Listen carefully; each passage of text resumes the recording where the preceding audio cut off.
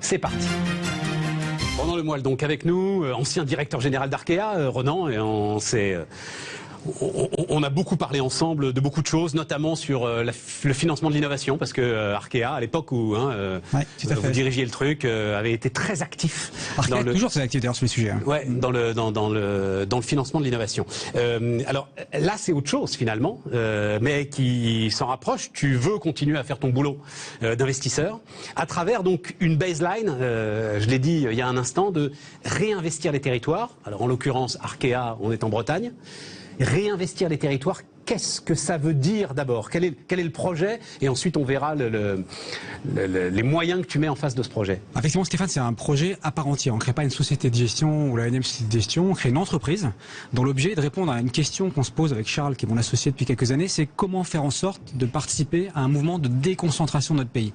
Moi, j'observe qu'il me balade pas mal entre la province et Paris. Dans notre pays, on a une concentration, hyper-concentration des populations, des agents économiques, de la pollution, malheureusement même parfois des maladies dans les grandes villes. Et si on veut participer à ce mouvement de déconcentration pour améliorer ou mieux vivre, il y a deux manières de faire. Il y a le politique et ce que j'appelle les faiseurs, les gens sur le terrain, les chefs d'entreprise, qui créent des entreprises, créent des emplois, créent l'emploi autour, font qu'il y ait une dynamique territoriale qui se met en route. Et réinvestir les territoires, ce mot, cette baseline, c'est très bien, il y a l'ambiguïté du truc. Mais tu sais ça, Ronan, que c'est vieux comme Louis XIV quand même comme sujet. C'est vrai que c'est un vieux sujet, mais c'est un sujet que moi j'ai pris à cœur d'abord et puis que je connais très bien parce que pour le coup j'ai vraiment vu la différence qui existait. J'ai accompagné beaucoup le digital, tu le disais tout à l'heure, par les investissements qu'on a pu faire chez Arca ou les partenariats.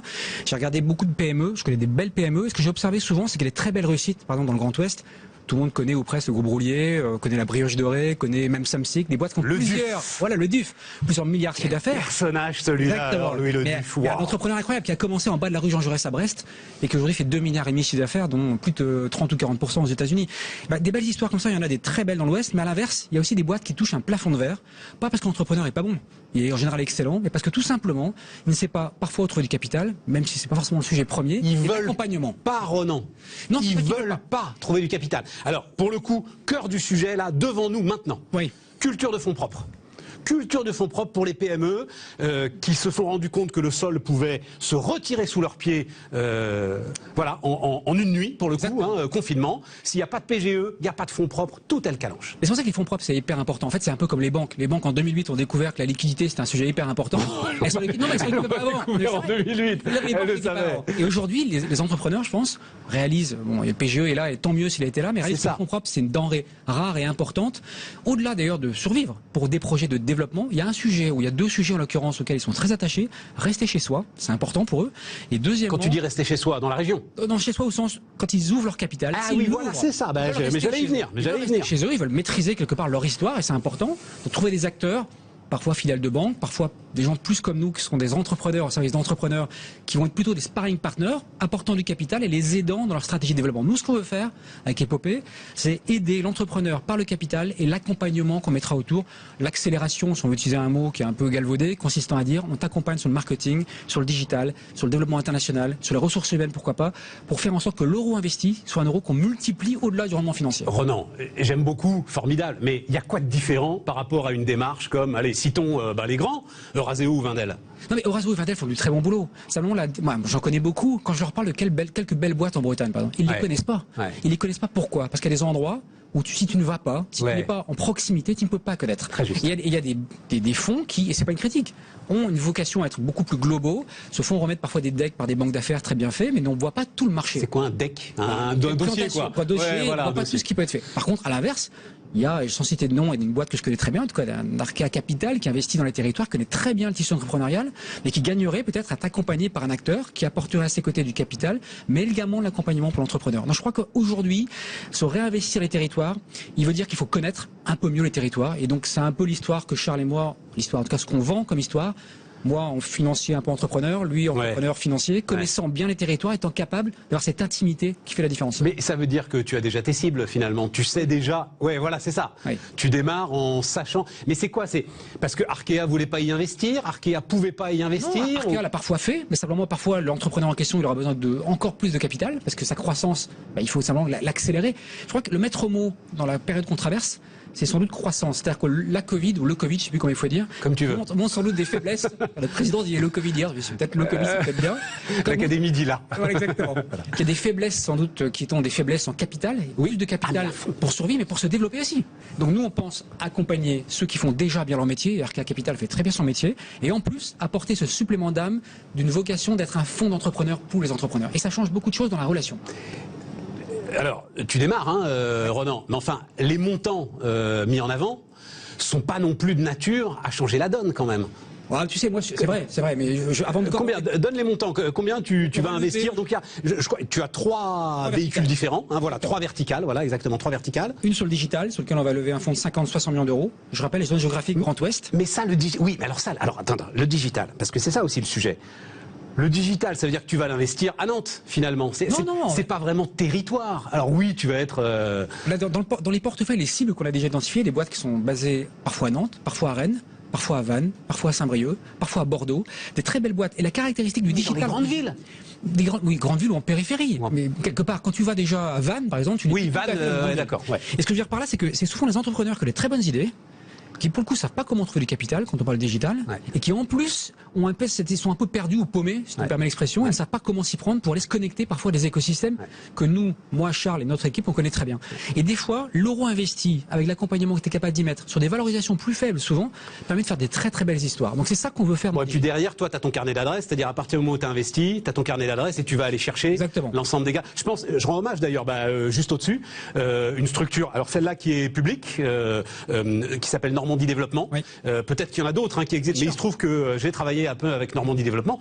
Les gars sont formidables et en fait font venir de Paris pour des soirées des investisseurs qui, oui, sont à Paris. Et là, ils voient des jeunes gens pitcher. Ils voient des jeunes gens pitcher, ils connaissent mieux les boîtes, connaissent mieux l'écosystème. Et Portador fait des belles histoires. Moi, Klaxoon, qui est une belle histoire que tu connais sans doute, qui viendront très bientôt. Là, ils ont des nouveautés. Mathieu Becher. Il s'est autofinancé pendant 7 ans. C'est fantastique. Il a été financé par du crédit à un moment donné par Arkea notamment, mais à un moment donné, il a voulu aller à l'international. Il n'avait pas de connexion, on l'a branché sur un fonds, White Star Capital, qui l'a accompagné aux États-Unis. C'est ça les belles histoires. Ouais, mais Klaxoon, t'es à Nantes. T'es à Rennes. À Rennes. Enfin, t'es quand même, tu vois, c'est pas ce que j'attends. Pour moi, l'incarnation des territoires, c'est pas ça. Non, mais quand tu vas, Vannes, Ecotree, qui est une très belle boîte qui fait du digital sur la verdisation, qui part des actions des entreprises, c'est une boîte qui est basée à Brest. Donc en fait, tu en as.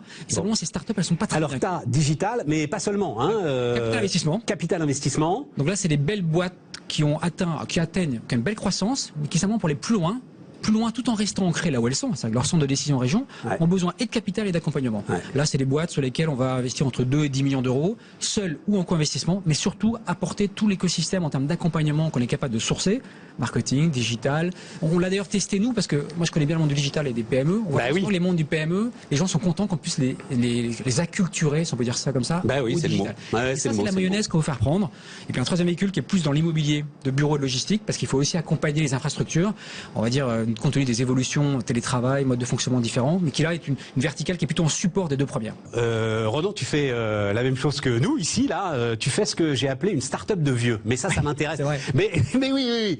Alors, je vais la faire courte parce que je l'ai déjà beaucoup faite pour ceux qui regardent régulièrement. En gros, l'idée, c'est tu sais ce que tu sais faire et tu vas faire la même chose. C'est une expertise, en fait, que tu mets à ton propre service. Tu t'entoures de gens que tu connais par cœur. Tu n'auras pas la mauvaise surprise que peuvent avoir des start-up au bout de 6 mois. En fait, on s'engueule, on n'arrive pas à travailler ensemble. Et t'as pas le temps de perdre de l'argent. Exactement. La course à la rentabilité, elle est rapide. Bien résolu mais tu sais que j'y ai beaucoup pensé. Mais ça veut dire quoi, Ronan? Ça veut dire qu'à un moment, moi je sais pourquoi j'ai fait ça. Parce qu'à un moment, les grosses structures voulaient pas faire ce que j'avais vraiment envie de faire et n'avaient pas l'agilité de le faire. C'est la même chose pour toi avec le monde de la banque? Alors moi, j'avais la chance d'être dans un groupe qui par ailleurs était plus petit, entre guillemets, sans que ce soit plus oui, c'est pour très agile. Mais en même temps, tu sais, moi j'ai fait 12 ans directeur, 25 ans cette maison, j'ai commencé à 23 ans. C'est à 48, c'est un beau bout de ma vie quand même. J'ai fait 12 ans directeur général, c'est un bail important. Et quelque part, je n'ai jamais caché que j'avais en moi cette envie d'entreprendre. Mais tant qu'on ne l'a pas fait, et on me disait, t'es un entrepreneur de la banque, mais c'est pas vrai, tant qu'on l'a pas fait soi-même, on n'est pas entrepreneur. Et je voulais le faire pour la première fois en étant encore pas trop vieux. Il se trouve que j'avais des bonnes connexions, j'avais Charles que je connaissais très bien. Et je me suis dit, maintenant c'est le moment, faut que tu te jettes à l'eau, faut que tu y ailles, faut pas que tu regrettes de ne jamais l'avoir fait. Et quelque part, faut que tu vives ton aventure à toi aussi. Par ailleurs, je pensais que pour le groupe, même si je ne l'ai pas mis trop en avant, c'était une bonne chose également d'avoir un DG qui, alors qu'il a commencé à 36 ans, passe la main à 48 ans pour que derrière il y ait un peu d'aspiration, que les gens puissent aussi partir sur notre histoire. Voilà, c'est ça l'idée. Mais je crois profondément à ça, Ouais, Ronan. Je pense, on est la première, alors je suis un peu plus vieux que toi, mais on est la première génération à pouvoir le faire. Oui, sans doute, tu as raison. La première, nos parents ne pouvaient pas faire ça. Et pour beaucoup de cadres qui sont dans ta situation, je trouve formidable que tu le dises, parce que moi, quand je le dis, on dit, mais non, je dis, si, mon vieux, au bout de quand tu as 50 ans, quand tu approches, tu deviens compliqué à manager, tu deviens compliqué, en fait, pour l'entreprise. Et puis, tu as une envie de liberté, c'est tout simplement, et la sortie comme ça, voilà, non pas qu'elle n'est pas possible dans les environnements où nous étions les uns les autres avant, mais cette liberté, quand on n'est pas chez soi, elle a une limite, et c'est normal. Moi, j'avais ce qu'on appelle un mandat social. Le mandat social, il est donné par un conseil, et on s'insère dedans. J'avais beaucoup de latitude, mais en même temps, je considérais que j'avais peut-être envie d'autre chose, faire des choses qui soient plus à moi. Donc voilà. Bon, après, encore une fois, Paris et le désert français, donc le boulot est énorme. Énorme, ouais. Mais en même temps, c'est énorme, mais c'est très enthousiasmant. C'est beaucoup d'excitation au moment d'aller dans ce genre de sujet. Et je crois que c'est sans doute la première étape d'un projet, j'espère, plus d'envergure. On ne se donne pas de limite en tant que tel, mais je crois que vraiment que ce côté réinvestir les territoires, ça n'a jamais été autant d'actualité. C'est un énorme enjeu pour notre pays. Et ça, alors, pour le coup, ça va aller sans doute, enfin, je l'espère pour toi, en ligne avec toutes les injonctions de réindustrialisation. Alors, c'est pas seulement des injonctions, on voit des petites baisses d'impôts ici ou là, sans doute pas suffisantes, mais c'est vrai qu'on a compris là, en partie avec les Gilets jaunes, on a compris qu'il fallait qu'il se passe quelque chose dans notre territoire. Puis tu sais, moi, j'ai une anecdote que je te raconte quand je suis sorti il y a très longtemps de l'école, en 1995, une école de commerce à Paris. Beaucoup de mes camarades de promo, quand j'ai fait le choix d'aller travailler dans un groupe qui s'appelait à l'époque le Crédit Mutuel de Bretagne à Brest, y compris pour des raisons d'origine bretonne, n'ont pas compris ce choix. Et aujourd'hui, j'ai 20 ans après, je dis pas que j'ai pensé plus que les autres, mais cette idée de dire on peut faire carrière, si on peut appeler ça comme ça, ou réussir, ou faire sa vie, être heureux, y compris ailleurs qu'à Paris, tout en ne reniant pas Paris. Moi, je renie pas Paris, j'y viens et c'est très bien, il y a plein de choses à y faire. C'est pas antinomique. Voilà. N'opposons pas les choses. France, Stéphane Soumier avec Bismart, 19h30, 20h. Et donc on repart avec de l'innovation. Et avec alors un élément, je disais Soraya tout à l'heure dans le sommaire, Soraya Jabert, bonjour Soraya. Bonjour Stéphane. Fondatrice de Minsar. On va parler de 3D, d'expérience 3D. La 3D à portée de tous. Tu avais un slogan, est-ce que tu l'as gardé? Le PowerPoint de la 3D. Le PowerPoint de la 3D, c'était c'est vrai une très bonne image pour la partie création. Mais c'est toi qui l'avais trouvé, dis donc, tu te lances des... C'est vrai? Non, oui. c'est toi? Non, c'était toi. Bon, ah non, vraiment, PowerPoint, bon. une image qu'on pouvait bien comprendre. Ouais.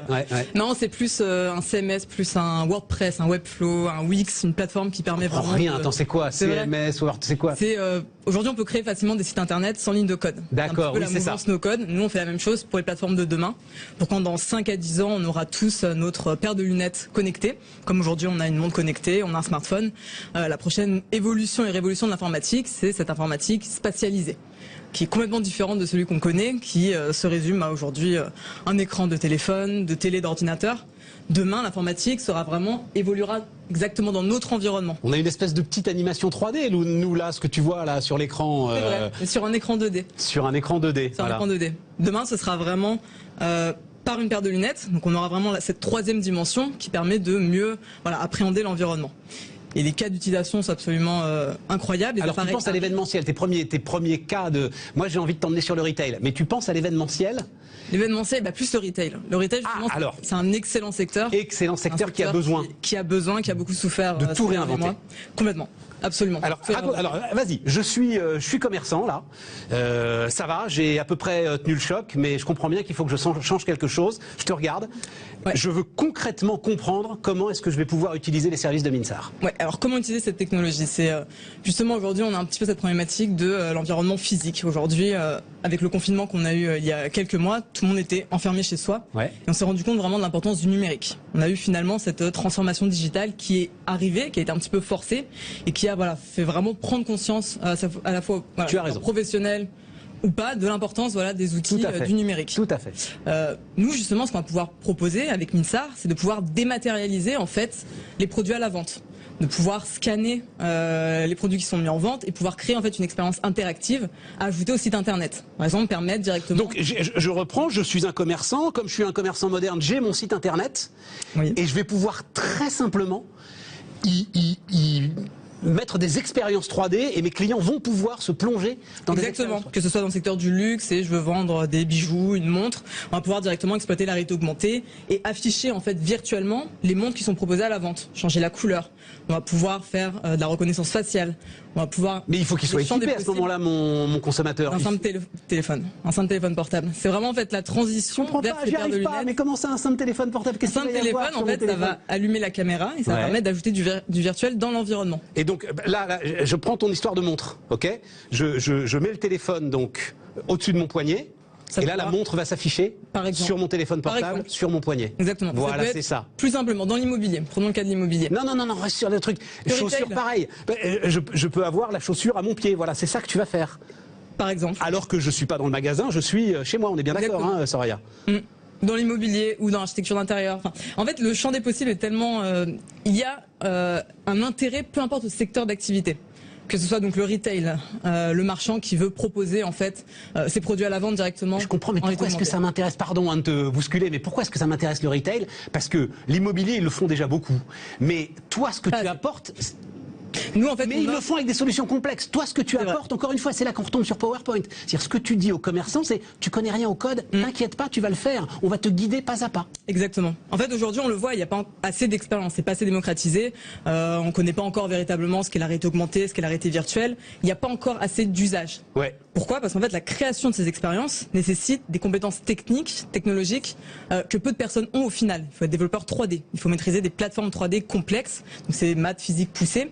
Et nous, on va permettre, voilà, avec une plateforme intuitive, simple d'utilisation, sans ligne de code, de pouvoir créer soi-même ces expériences. J'ai compris. Donc, un graphiste, un designer, J'ai compris. un marketeur va pouvoir s'approprier en fait ces technologies. Et ça, voilà, ça fait 4-5 ans qu'on travaille dessus, qu'on travaille sur cette plateforme. Notre objectif est vraiment de démocratiser, de rendre accessibles ces technologies. Soraya, Avec c'est- le no-code. comme tu le dis toi-même, c'est un tel marché, c'est tellement... Énorme. C'est absolument énorme. Et en fait, Oui, mais moi, là, quand je vois oui. des jeunes mais il faut s'y entrepreneurs préparer comme dès toi... maintenant. C'est ça en fait. Il faut vraiment Oui, comprendre mais en fait qu'est-ce le qui va faire potentiel. qu'à un moment, je sais pas moi, si Microsoft lance la plateforme 3D aussi simple que la tienne, comment tu fais? Bah nous, on a commencé. T'as des barrières à plus tôt. l'entrée, tu crois que On t'as de a l'avance? des- Ouais. Ouais. Déjà, on est cross-platform, c'est-à-dire qu'on va pas en fait loquer les utilisateurs dans un écosystème, comme peut faire Microsoft, comme peut faire chaque constructeur, chaque D'accord. GAFAM. On va vraiment, et c'est ce qu'on fait déjà aujourd'hui, Minsar est accessible sur l'ensemble des plateformes majeures de l'écosystème. C'est-à-dire qu'on est sur l'appareil de Microsoft HoloLens, qui est un de nos partenaires. On est sur la plateforme de Facebook, donc l'Oculus. On est sur la plateforme Magic Leap. Ça, c'est les masques de réalité virtuelle hein, que tu Exactement, nous décris. Ouais, voilà, c'est ça. D'ailleurs, il y aura des annonces demain aussi dessus, sur Oculus de Facebook. Et ce soir aussi Apple. Donc il y a pas mal d'annonces À cette venir semaine. sur ces masques de réalité virtuelle, Ouais. qui, on peut se le dire quand même, parce que c'est pour ça que j'aime beaucoup ton exemple téléphone portable. Mais j'ai jamais vu personne avec un masque de réalité virtuelle. Hein, C'est ça. à part En les fait, fondus du jeu vidéo. exactement, on prépare en fait cette prochaine évolution Parce que tu es informatique. sûr que ça va venir. C'est quoi, sûr, t'as aucun tous les doute. GAFAM, bien sûr. Ça va prendre du temps, mais les ça GAFAM. prend du temps. Il y a un moment, le point ils auront d'inflexion tort quand même, sera tu sais, plutôt, Soraya. 2023, 2025. Nous, notre objectif, c'est d'être prêt pour ce moment où il y aura en fait beaucoup de plateformes, mais pas assez de contenu. En fait, le véritable challenge aujourd'hui, c'est le contenu. Ouais, tout à On a fait. besoin de contenu. Imagine tout à fait. l'iPhone qui sort avec 10 applications sur le store. Ouais. C'est pas possible. On a besoin de beaucoup plus d'applications et en fait, justement, ça va passer par donner le pouvoir aux créatifs, aux créateurs, à ceux qui créent du contenu. T'as suffisamment d'avance pour pas te laisser, pour pas te faire emporter dans la vague à partir On du a moment où elle 4 ans commence à d'avance monter. et aujourd'hui, on est très heureux d'annoncer qu'on a aujourd'hui la plateforme la plus complexe du marché avec le plus de fonctionnalités et la plus simple. Oui, c'est pas compliqué. Mais oui, non, mais c'est ça, Ouais, c'est comme vraiment ça que marche complexe. la technologie. Hein. C'est ce qu'ils disent dans les télécoms. Pour C'est être ça. sans couture, c'est une infinie On complexité. dit pas que c'est simple. On dit que voilà. Bon, c'est- on peut aller voir pas Minstar. compliqué. Là, je suis encore une fois, Site internet. je suis retailer. Je vais Ouais. aller voir le site internet de Minstar et je vais Vous tout allez pouvoir- comprendre. Ouais, Minsar, vous allez pouvoir du coup télécharger l'application, l'utiliser. Et nous, vraiment, notre pari, c'est que et notre objectif, notre mission, c'est d'accélérer cette transition vers le monde de demain avec des paires de lunettes. Et c'est voilà, pouvoir créer facilement. Et c'est pour ça que la création est gratuite. Ça, c'est vraiment important. On est au bout. Voilà, le on est au champ des bout. On est au bout. possibles. On est au bout. Donc, on est au testez bout. vraiment, c'est On va aller important. voir. Voilà, on va aller voir. Et puis c'est dit avec un tel enthousiasme. Toujours. Soraya Jabert, donc allez voir ça, Minstar. Et puis merci à tous et on se retrouve demain.